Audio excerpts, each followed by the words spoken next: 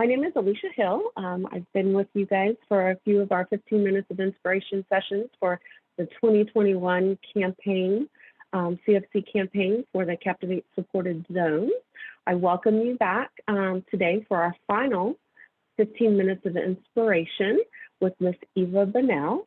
She's graciously agreed to share her story with us, and I'd just like to give a little quick intro before we turn it over to her and get things started. Ms. Eva Bunnell is a proud former federal employee and was awarded the John Joseph Malocki Award for Exemplary Public Service and the U.S. Census Bureau's 2020 Bronze Award Congressional Team Award recipient. She also has served as Director of Government Relations for the Connecticut Children's Medical Center, and before that, as a family advocate for families who have children with special needs. Eva has served on various volunteer boards for nonprofits and government task force related to families, children with special needs, workforce development, and domestic violence. Eva, thank you so much for agreeing to share your story today. While we're waiting for Eva to rejoin, I'll just give a quick public service announcement, if that's okay. And Eva was going to mention this as well.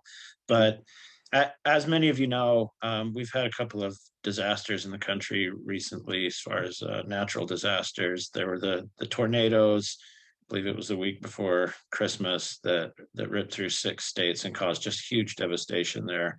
And then just not too many days ago in the Denver or the Boulder area of Colorado, there was a horrific wildfire that destroyed almost 1,000 structures, including many, many homes. And we have confirmed that some of those homes do belong to federal employees. So just as a reminder, the Combined Federal Campaign is a wonderful way that you can help support organizations that are specific to disaster relief, that can step in a time of need like this and provide help and support for people who've either lost their homes or had other calamities befall them. So,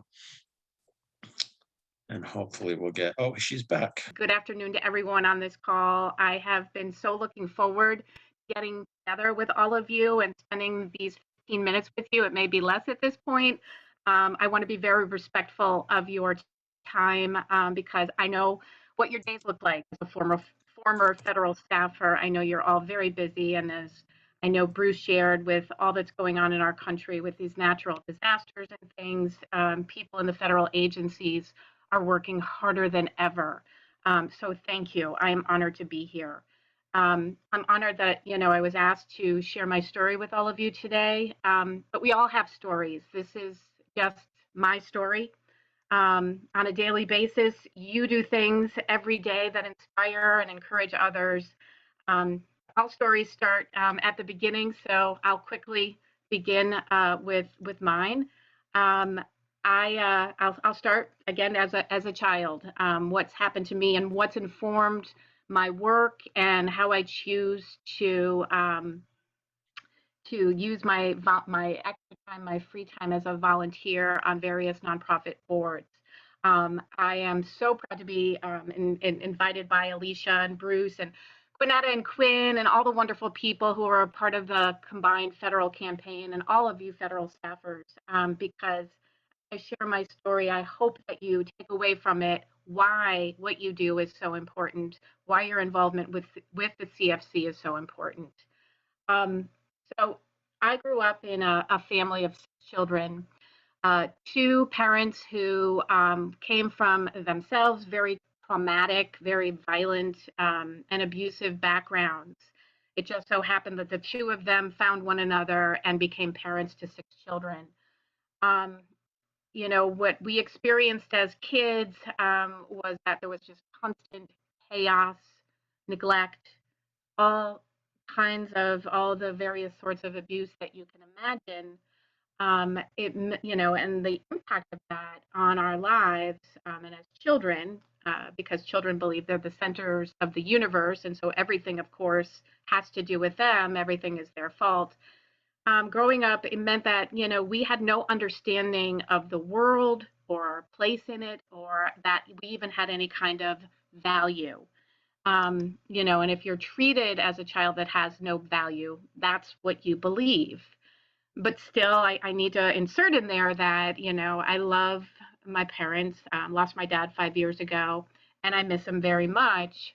But I miss most of all what could have been. And that's part of the why of why I got involved in the various nonprofits that I've been engaged in. There I go. Thank you. Somebody fix the issue with the camera.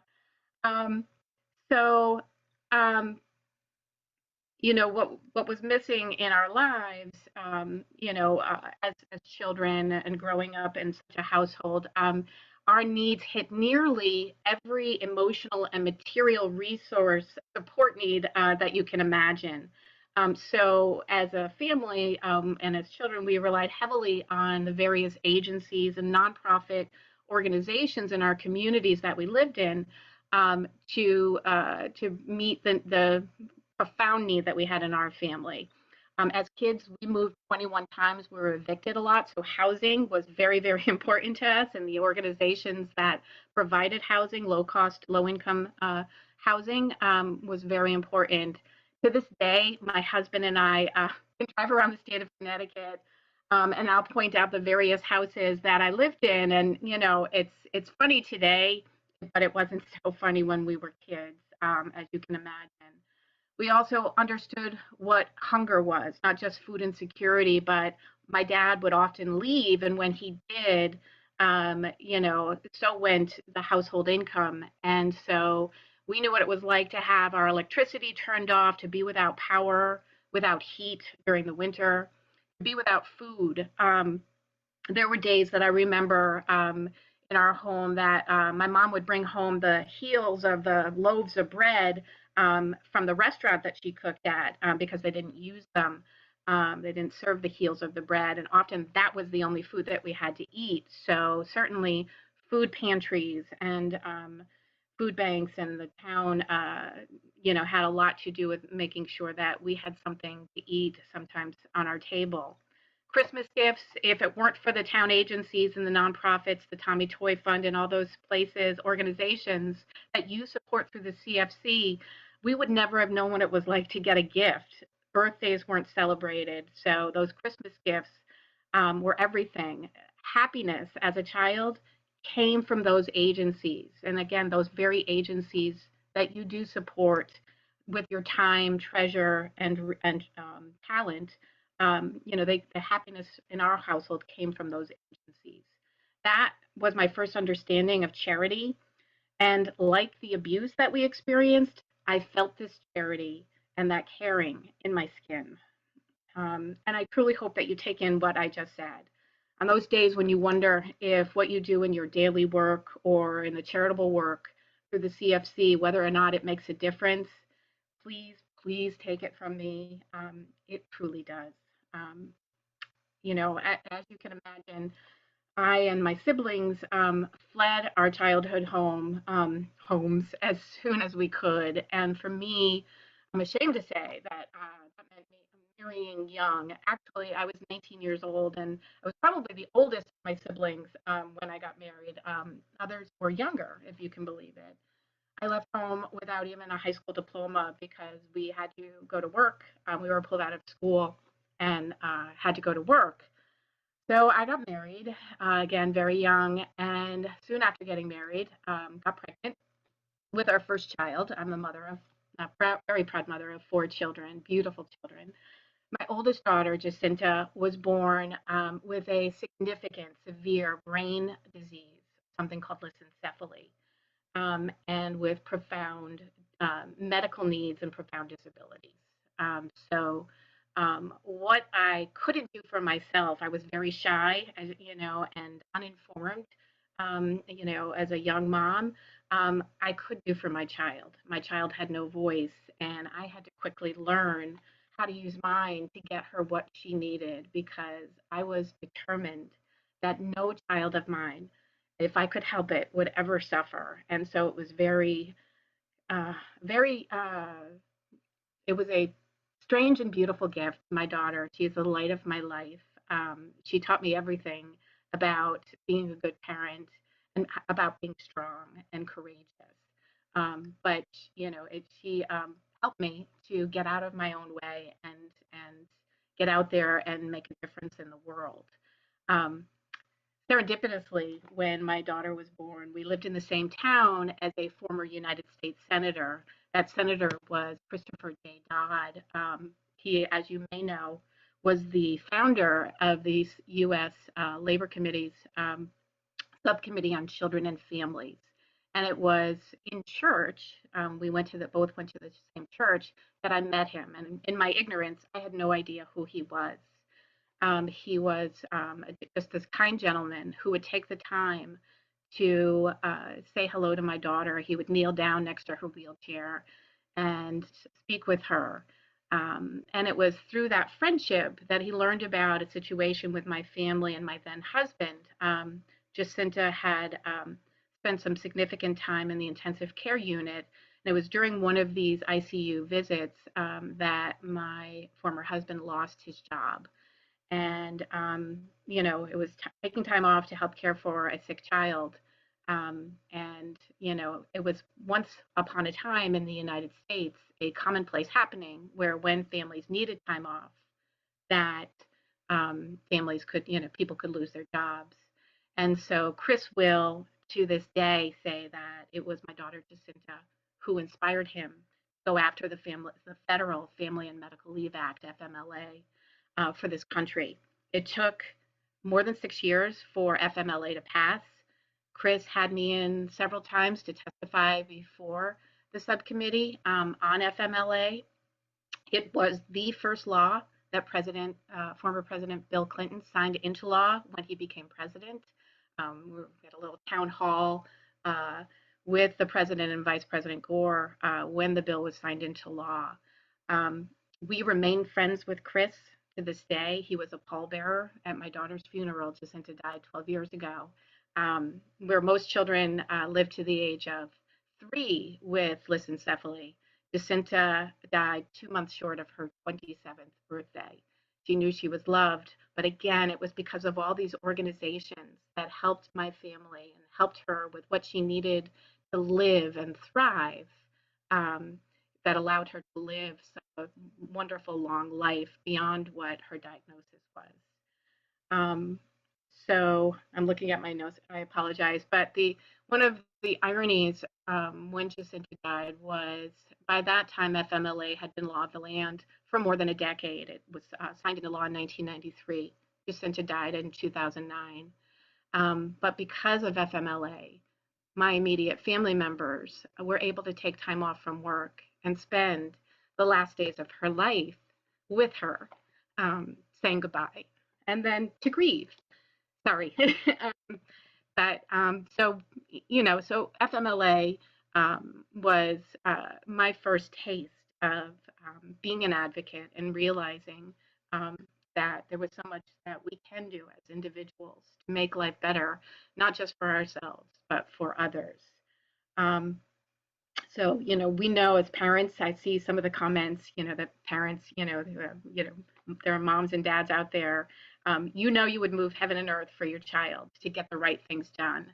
And I believe that stubbornness is definitely a virtue in my book. I hope, with all the good work that you all do through the CFC and in your everyday work, I got to believe that you also believe stubbornness is a virtue. Try to say no to a parent, right? Or, when something good needs to get done and get out of the way. But still, through all that with Jacinta, what was waiting for me still was trauma. So I needed to, again, look to charitable organizations, providers of care in our mental health care system to learn how to heal. And what I learned through that experience was that our mental health system is experiencing significant gaps. And so I started to get involved in charitable work that addresses those issues and violence prevention and trying to eliminate violence in homes and in our communities so no one has to go through that process of healing, going forward. An advocate's job to me is to put themselves out of business. A charitable organization's job is to do the same thing. what impresses me so much about the combined federal campaign is the vetting that you all do in order to admit charitable organizations into the campaign. That allows everyone to feel really safe about who they're providing their time, talent, and treasure to. So I thank you for that amazing work and making sure that the right organizations get the right amount of support. Um, I think Thanks, Alicia. Eva. Yep, it's not allowing me to go back on camera, so we're having crazy video stuff today, and I apologize for that. No. But we made it happen, and your story is incredible, and lots of love and support coming through in our chat to you. Lots of moms out there sending messages as well. So we appreciate you and your time and your story today, and the shout out and the support that you give to support the federal community and all of our efforts to reach out and give to all those charities that are doing the incredible work that they do in our communities. There's a gamut of it. If there's something out there, you like clean water and clean air, there's a charity out there for you for that as well. So that is the great thing about CFC, like what you were saying. So we appreciate you and your time today. And I'm sorry I can't wave to you, but we're sending much love to you and so to everyone else too. So. Well, I send it from the bottom of my heart. I send you my love, and I and my family. Thank you all so much for your incredible work that you do every day. And I wish everyone the very happiest, healthiest 2022, because you all deserve it. So, thank you so much. All right, federal workforce, we got a week and 3 days, 2.5 days left. Let's do our pledging and raise the monies for these charities out there that are doing the incredible work that they're doing. Thank you, Ms. Eva, again, and thank you to everybody that tuned in today. We appreciate it, and we'll talk again soon. Thank you. Thank you. Bye, everyone. Take care. Be safe.